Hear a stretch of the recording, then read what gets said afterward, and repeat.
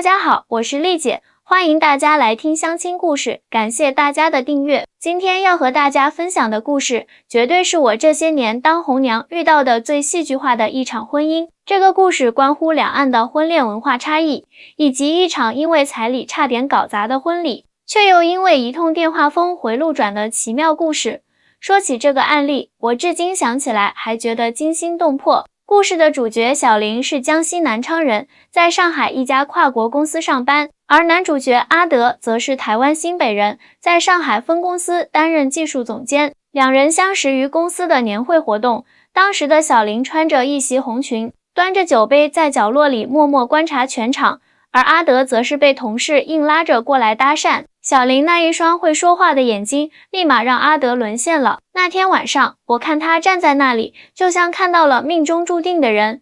阿德后来这样告诉我，相恋过程十分顺利，两个人都是事业心强的都市精英，却在对方身上找到了灵魂的契合点。交往3个月后，阿德就认定了小林是他此生的伴侣，于是开始策划求婚。一场浪漫的求婚过后，两人敲定了婚期。这时候，文化差异的问题就浮出水面了，大家最关心的彩礼问题。丽姐，台湾这边好像不兴彩礼这一说啊。小林在电话里忐忑地问我，但我爸妈可是把彩礼当作女儿嫁出去的面子问题呢。确实如此。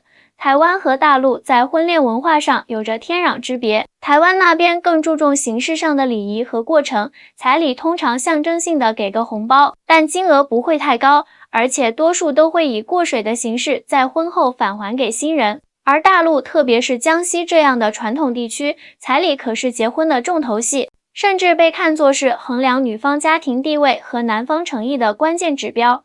这下可难倒了阿德。他虽然在上海工作多年，对大陆文化有所了解，却没想到江西的彩礼会这么硬核。阿德啊，你得了解，在江西，彩礼不仅是钱的问题，更是一种社会认同和家族尊严。我耐心地解释，小林是家里的独生女，在当地，女儿出嫁的彩礼足不足，可是街坊邻居茶余饭后的谈资啊。可是，在我们台湾，婚姻是2个人的事情，不该让金钱来衡量。阿德显得很困惑，这就是两岸文化的冲突点。在台湾，婚姻更注重仪式感和2个人的感情，父母通常会尊重子女的决定，彩礼更多是象征性的。而在大陆，尤其是传统地区，婚姻是2个家庭的联合，彩礼被视为女方家庭养育女儿的补偿和男方家庭的诚意展示。经过多次协商，小林父母开出了条件，彩礼金18.8万人民币，外加3金。这个数字把阿德和他的父母都吓了一跳，这也太夸张了吧！我们台湾这边结婚主要是看男方能不能买得起房子，能不能养得起一家人，而不是一次性给这么多钱啊！阿德的妈妈在视频电话里急得直跺脚，当时我作为调和剂，也是费尽口舌，阿姨，您要理解，这在大陆很多地方是传统，就像台湾重视聘金和嫁妆一样，都是文化差异。而且小林是独生女，父母把她抚养这么大不容易。最终在我的斡旋下，双方达成了一个折中的方案，彩礼给16.8万，3金照给，但小林父母承诺会在婚后给予小两口一笔相当于彩礼金额的嫁妆，作为2人的创业资金。本以为事情就这样顺利解决了，谁知道在婚礼当天，戏剧性的一幕发生了。婚礼那天早上，阿德和他的伴郎团浩浩荡荡地开着婚车到了小林家门口，准备按照大陆传统来接亲。喜气洋洋的气氛中，突然杀出一个程咬金，小林的二舅。等等，彩礼钱到位了吗？没到位，人不能走。小林二舅一脸严肃地站在门口，像个守门员似的，场面一下子尴尬了。原来，按照当地习俗，男方除了之前谈好的彩礼外，接亲当天还要给女方家人开门红包。由于两岸文化差异，阿德团队完全不知道这一环节。这是什么情况？阿德一脸茫然，不是说好彩礼已经给了吗？小林妈妈急忙解释，是给了，但是还有这个开门红包的习俗，是要给亲戚们的。那要多少？阿德问。按照我们这里的规矩，至少得准备2万块。小林二舅一开口就是个不小的数目，阿德傻眼了。他根本没准备这么多现金。这时候，婚车上的台湾亲友们也都议论纷纷，场面一度十分尴尬。难道就因为这个钱，今天的婚礼要黄了吗？阿德的妈妈急得直跺脚，眼泪都快出来了。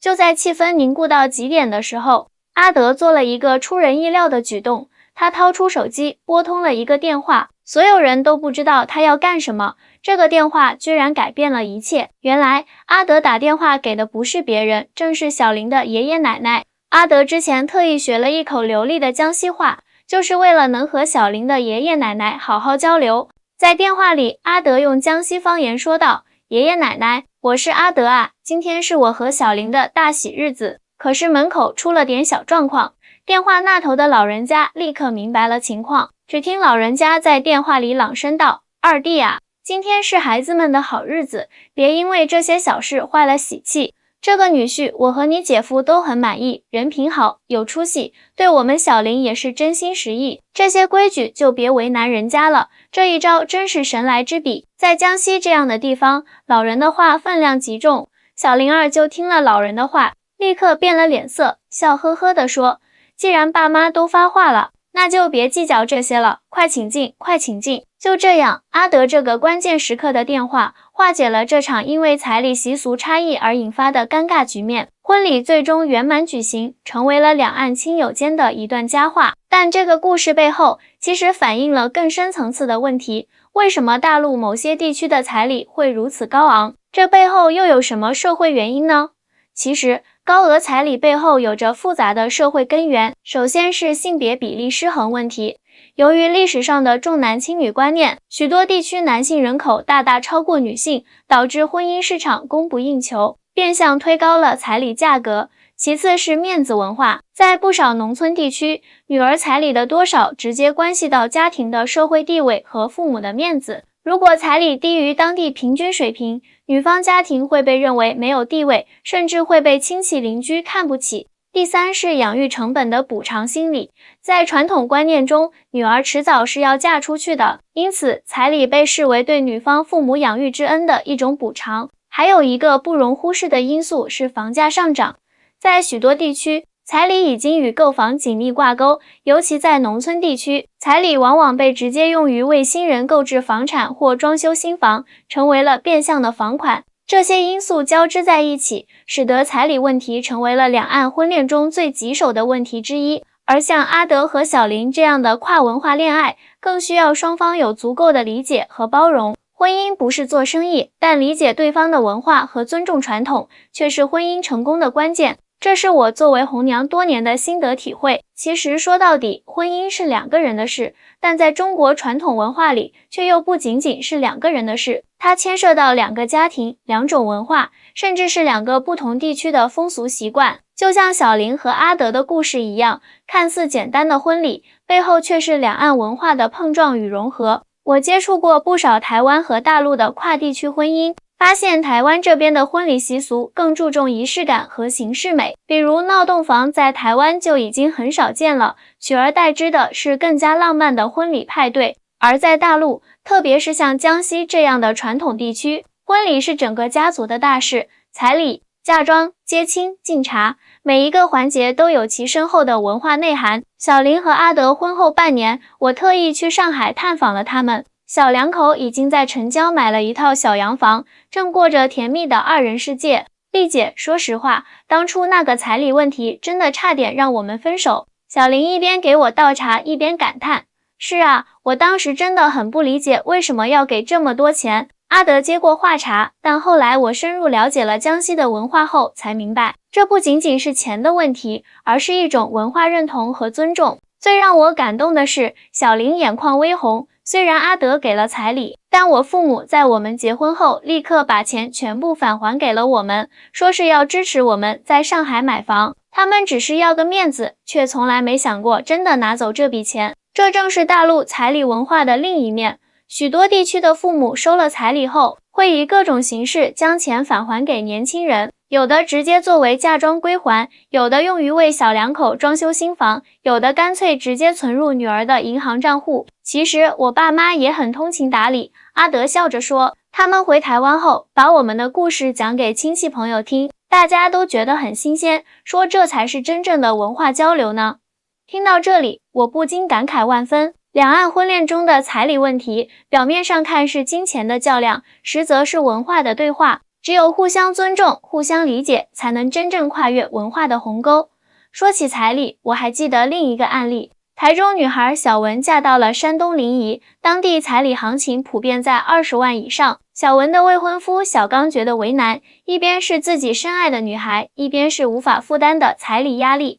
丽姐，我爱小刚，但我也理解我父母的顾虑。小文当时泪眼婆娑地对我说，在台湾，我们更看重男方是否有能力购置房产和养家，而不是一次性给多少彩礼。但我父母担心，如果彩礼太低，会被亲戚笑话，说女儿不值钱。这正是两岸婚恋中的典型矛盾，价值观的碰撞。台湾社会更加现代化，婚姻观念也更加西化，注重两个人的感情和共同生活能力。而大陆，特别是一些传统地区，仍然保留着嫁出去的女儿泼出去的水的观念，彩礼被视为对女方家庭的一种补偿。小文和小刚的故事最终有了转机。小文的父母在了解了小刚的家庭情况后，主动降低了彩礼要求，而小刚则承诺每年给岳父岳母一笔固定的孝心钱，以表达对他们养育之恩的感谢。与其一次性要高额彩礼，不如看看男方的长期表现和对女儿的真心。小文的父亲后来这样告诉我，毕竟婚姻是一辈子的事，不是做生意。这种理性的态度，正是我想提倡的。彩礼固然重要，但更重要的是看清男方的人品和对婚姻的态度。一个愿意为你付出一生的男人，远比一个只会给高额彩礼却不懂珍惜婚姻的人更值得托付终身。大陆高额彩礼的现象，其实在许多沿海城市和大都市已经有所缓解。随着女性地位的提高和现代婚恋观念的普及，越来越多的年轻人开始反思传统彩礼的意义。我不需要男方给多少彩礼，我需要的是他的真心和我们共同奋斗的未来。这是我接触的许多90后、00后女孩的普遍心声。但在一些经济相对落后的地区，彩礼仍然是一道难以逾越的坎。有些地方甚至出现了天价彩礼，动辄30-40万，让许多普通家庭望而却步。这种现象不仅加重了年轻人的经济负担，也扭曲了婚姻的本质。我个人非常反对这种畸形的彩礼文化。我常常在相亲课堂上这样告诉年轻人，婚姻是爱情的归宿，不是交易场。彩礼应该是一种象征性的礼仪，而不是衡量婚姻质量的标准。回到小林和阿德的故事，他们的婚姻之所以能够跨越文化差异，关键在于相互理解和尊重。阿德尊重小林家乡的传统，给了符合当地习俗的彩礼，而小林的父母也理解两岸文化的差异，最终以嫁妆的形式将彩礼返还给了小两口。丽姐，你知道吗？其实那天我打电话给小林爷爷奶奶之前，心里忐忑极了。阿德后来告诉我，但我想起你说过的话，了解对方的文化，尊重对方的传统，这才是跨文化婚姻的基础。所以我才决定用江西话直接和老人家沟通，结果效果出奇的好。没错，在两岸婚恋中，语言和沟通是极其重要的桥梁。阿德学习江西话的努力，不仅赢得了小林家人的尊重，更展示了他对这段婚姻的重视和诚意。不过丽姐，说实话，彩礼这事儿真的很伤脑筋。小林的闺蜜小芳也是嫁给了台湾男生，她曾向我吐槽，我老公一开始完全不理解为什么要给彩礼，在他们那边，结婚主要是看男方有没有房子，能不能养家，根本没有彩礼这一说。那你们最后怎么解决的？我好奇地问。我直接和他说，彩礼在我们这儿就像是你们台湾的聘金，是一种传统礼仪，不给的话，我爸妈会很没面子。小芳笑着说，她一听这么一解释，立刻就理解了，还主动提出按当地标准给彩礼。这正是沟通的力量。很多时候，两岸婚恋中的矛盾源于对彼此文化的不了解，只要坦诚交流，相互理解，大部分问题都能迎刃而解。丽姐，你觉得未来两岸的婚恋会变得更容易吗？小林曾这样问我，我的回答是肯定的。随着两岸交流的加深和年轻一代观念的更新，文化差异带来的障碍正在逐渐减少。越来越多的台湾年轻人开始理解大陆的彩礼文化，而大陆的年轻人也在反思高额彩礼的必要性。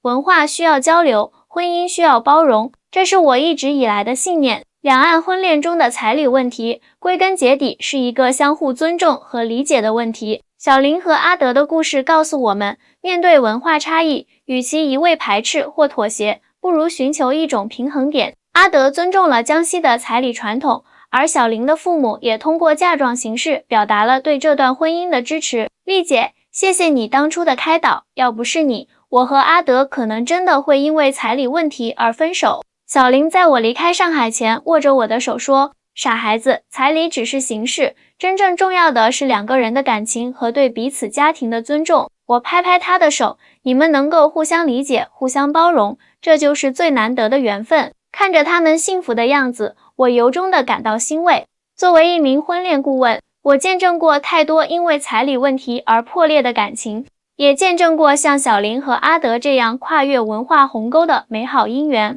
婚姻不是做生意，但尊重对方的文化，理解对方的传统，却是婚姻长久的关键。这是我想告诉所有正在面临彩礼问题的两岸年轻人的心里话。无论是台湾的重礼轻彩，还是大陆的重彩轻礼，都有其深厚的文化根源和现实考量。关键在于双方能否跳出自己的文化圈，站在对方的角度思考问题。小林和阿德的故事正是这种跨文化理解的典范。阿德用一个电话和一口流利的江西话，不仅化解了当时的危机，更赢得了小林家人的心。这不正是真正的文化沟通吗？丽姐，你说的对，婚姻真的不只是两个人的事。阿德临别时对我说，它是两个家庭的融合，两种文化的交流。我很庆幸自己迈出了这一步，得到了一个这么好的大家庭。是啊，婚姻从来不是孤立的存在，它连接着两个家庭、两种文化，甚至是两地的风俗习惯。只有怀着开放包容的心态，才能真正跨越文化的鸿沟，收获幸福的婚姻。如果你也正在经历类似的两岸婚恋困惑，不妨试着放下成见，尝试理解对方的文化背景和家庭期望。也许一次坦诚的沟通，就能像阿德的那通电话一样，改变一切。最后，我想用一句话作为今天故事的结尾：婚姻的本质不是金钱交易，而是两颗真心的相遇。彩礼的意义不在数额大小，而在相互尊重和理解。希望每一对有情人都能成为眷属，无论是台湾还是大陆，无论彩礼多少，都能收获属于自己的幸福。我是丽姐，我们下期再见。